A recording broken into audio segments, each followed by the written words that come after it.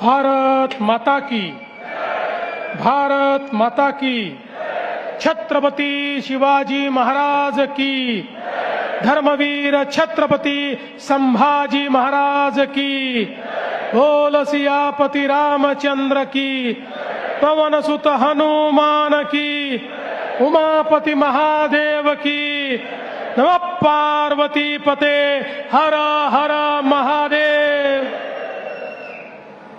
हिंदवी स्वराज्याचे सरसंस्थापक छत्रपती शिवरायांना मानाचा मुजरा करतो।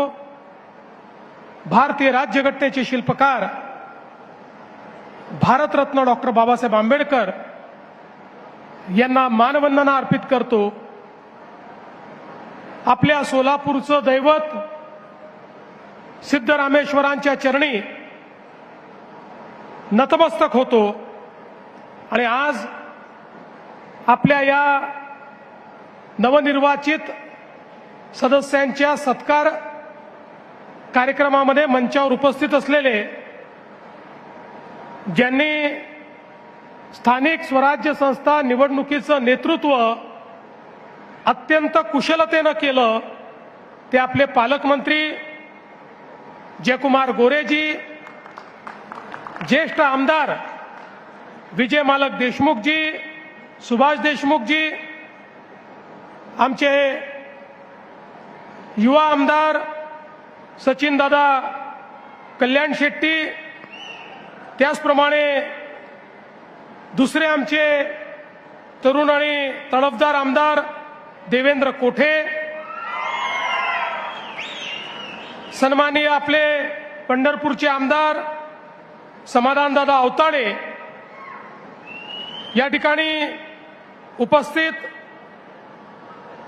आपल्या सोलापूरचे नूतन महापौर श्री विनायक कोंडाल, आपले जिल्हा परिषदेचे अध्यक्ष दीपक वैद्य, माजी खासदार श्री जयसिद्धेश्वर स्वामीजी, रणजित सिंग नाईक निंबाळकरजी, योगेश टिळेकरजी, राम सातपुतेजी, प्रशांत मालक परिचारक, राजन मालक पाटील, दिलीप मानेजी, यशवंत मानेजी, रोहिणीताई तडवळकर, शशिकांत चव्हाण, नरसिंग मेंगजी, रश्मीताई बागल, शहाजी पवार, चेतन सिंग केदार, इंद्रजित पवार, ज्ञानेश्वरी देवकर, रंजिता चाकोते,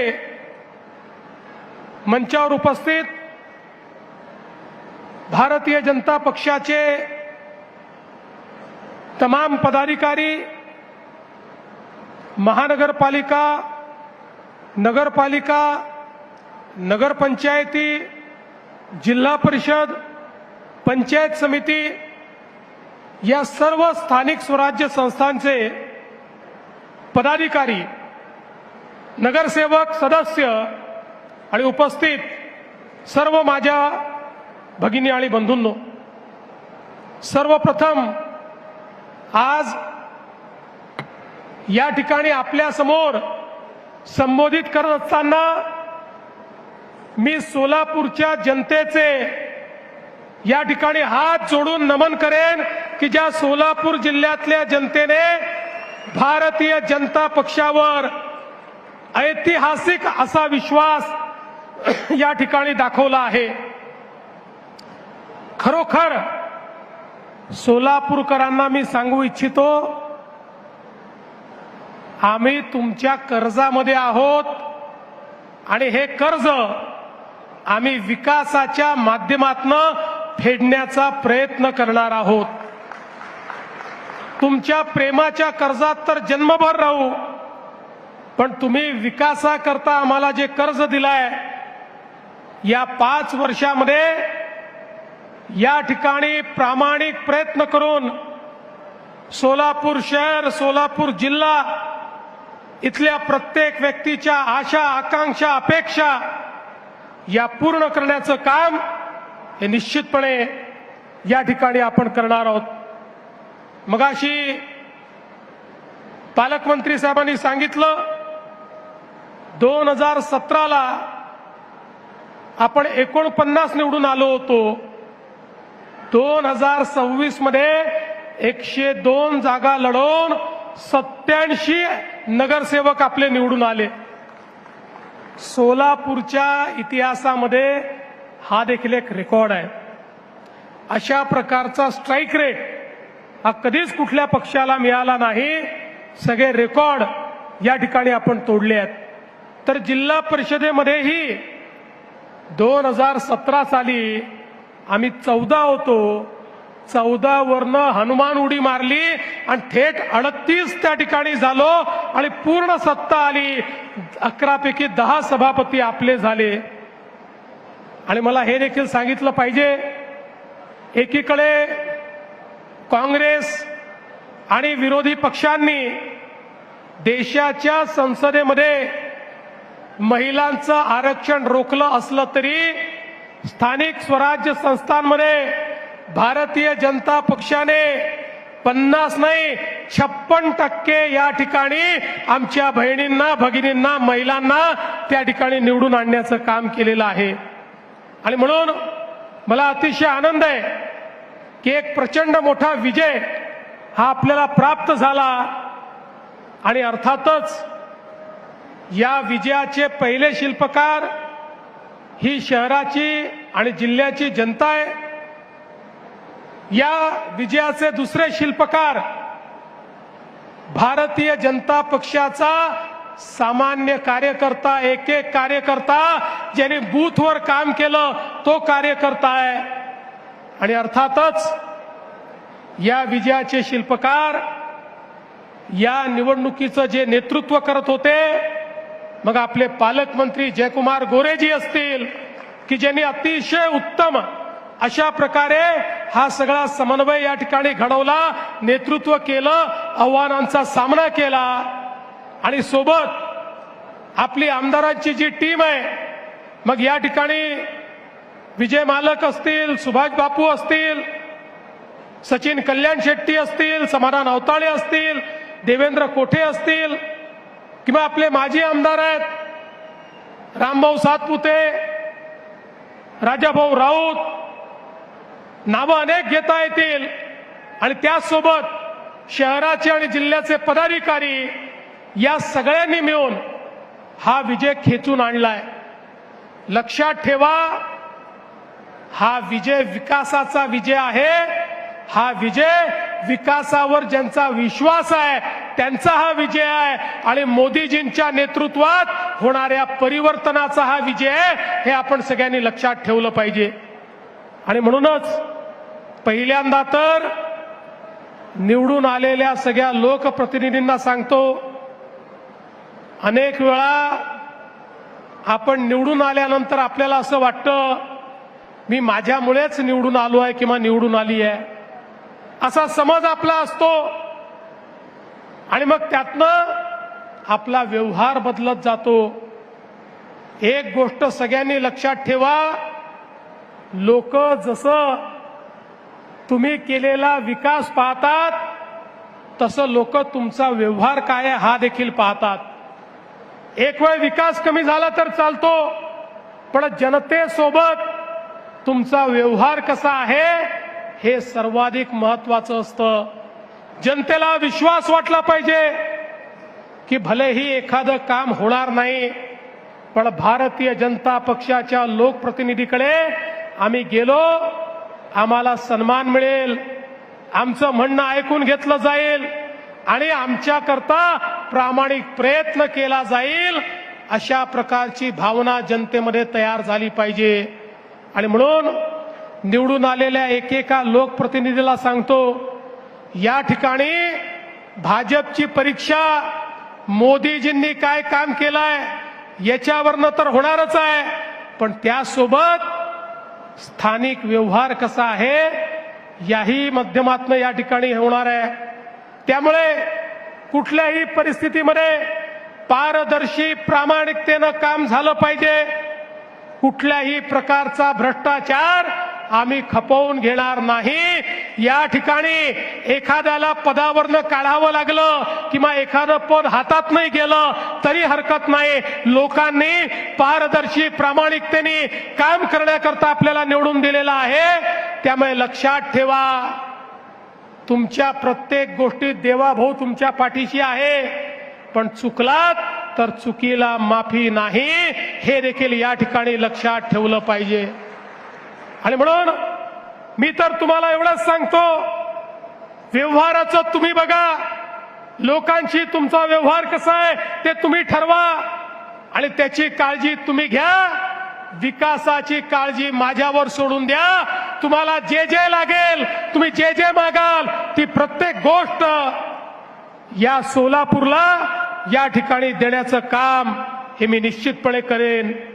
आपल्याला कल्पना आहे, सोलापूरच्या अभियांत्रिकी महाविद्यालयाचा प्रश्न 1996 पासून भिजत गोंगडा होता.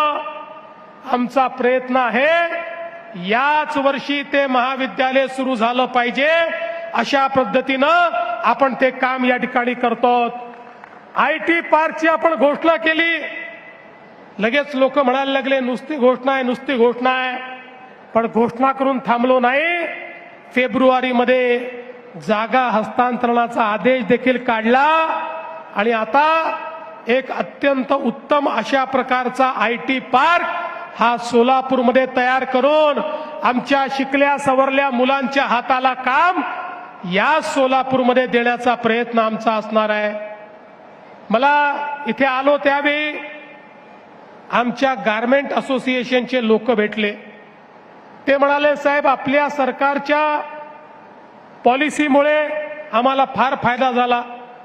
मोठ्या प्रमाणात देशभरामध्ये आम्ही आता रेडीमेड गारमेंट आपले पाठवून राहिलो, एक्सपोर्ट देखील करतो.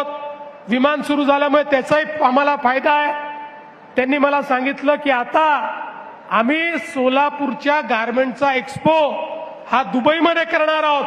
मी त्यांना सांगितलं, तुमच्या दुबईच्या एक्सपोला देखील महाराष्ट्र सरकार तुमचा पार्टनर बनेल आणि त्या ठिकाणी आपल्या सोलापूरच्या गारमेंट्सचं प्रदर्शन आपण लावू.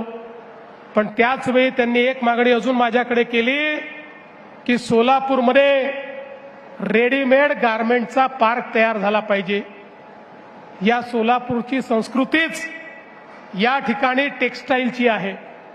या सोलापूरला जे नाव संपूर्ण देशामध्ये मिळालं ते कापडामुळे मिळालं, टेक्सटाईलमुळे मिळालं, चादरीमुळे मिळालं, टॉवेलमुळे मिळालं, ड्रेसेसमुळे मिळालं.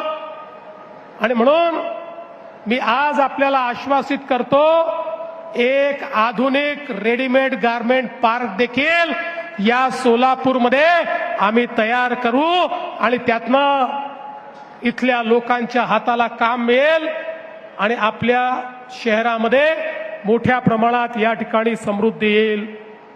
आपण सोलापूर करता पिण्याच्या पाण्याची योजना मंजूर केली. आधी पाणी आणलं, आता ते प्रत्येक घरापर्यंत पोहोचवतो. माझी पदाधिकाऱ्यांना विनंती आहे आणि पालकमंत्री महोदय आपल्याला विनंती आहे, हे काम फार अडचणीचं असतं. नाराजी सहन करावी लागते, रस्ते खोदावे लागतात, अतिक्रमणं थोड्या बाद प्रमाणात काढावी लागतात, कारण पाईप सरळ टाकता येतो, कोणाच्या घराखालून पाईप जाऊ शकत नाही. त्यामुळे याच्यामध्ये आपल्याला खूप लक्ष घालावं लागेल. निधीची कमतरता नाही, पैसा पूर्ण मिळेल. पण माझी अपेक्षा आहे 5 वर्षांनी जेव्हा सोलापूरकरांकडे मत मागण्याकरता आपण येऊ, त्यावेळी सोलापूरच्या प्रत्येक घरात दररोज मुबलक पाणी असलं पाहिजे. नळ उघडला तर प्रत्येकाला पाणी मिळालं पाहिजे. या दृष्टीनं आपल्याला हे काम करायचं आहे. उडाण पुलाच्या संदर्भात तुम्ही आत्ताच सांगितलंय, केंद्राच्या ज्या अडचणी आहेत तुम्ही माझ्याकडे पत्र द्या. मी 15 दिवसात केंद्र सरकारमध्ये बैठक लावतो आणि या तिन्ही डिपार्टमेंटच्या NOCs आपल्याला कशा मिळतील हा प्रयत्न देखील आपण करू. एवढंच नाही तर आता कामगारांच्या 13 चाळी आणि 22 सोसायट्या याच्यामध्ये फ्री होल्ड करण्याचा विषय समोर आलेला आहे. निश्चितपणे त्याचाही निर्णय आपण करणार आहोत. सोलापूरचं एअरपोर्ट सुरू झालं, एअरपोर्टवरनं विमान सेवा सुरू झाली. आता पुढच्या टप्प्यामध्ये नाईट लँडिंगचं काम देखील या एअरपोर्टवर करायचं आहे आणि मुंबईला योग्य वेळी विमान जाईल अशा पद्धतीची विमान सेवाही सुरू करायची आहे. मी तुम्हाला एवढं निश्चितपणे सांगतो, ऑपरेटरशी आपण बोलू. ऑपरेटर जो स्लॉट नवी मुंबई एअरपोर्टवर मागेल तो मिळवून द्यायची जबाबदारी माझी आहे. मी तो स्लॉट मिळवून देईल आणि दिवसाची विमान सेवा जी आहे ही आपल्याला या ठिकाणी करायची आहे. आणि आता बसवेश्वर स्मारकाकरता जागा उपलब्ध झाली आहे. महात्मा बसवेश्वरांनी खऱ्या अर्थानं लोकशाही काय असते हे आपल्याला समजावून दिलं आणि एक समतायुक्त समाज तयार करून, एक सश्रद्ध समाज तयार करून समाजाचं उत्थान कसं करता येतं हे आपल्याला शिकवणारे महात्मा बसवेश्वर होते. त्यामुळे आता याकरता जो काही निधी लागेल तो तात्काळ उपलब्ध करून देण्यात येईल आणि अतिशय सुंदर अशा प्रकारचं या ठिकाणी भगवान बसवेश्वरांचं स्मारक हे आपण तयार करू.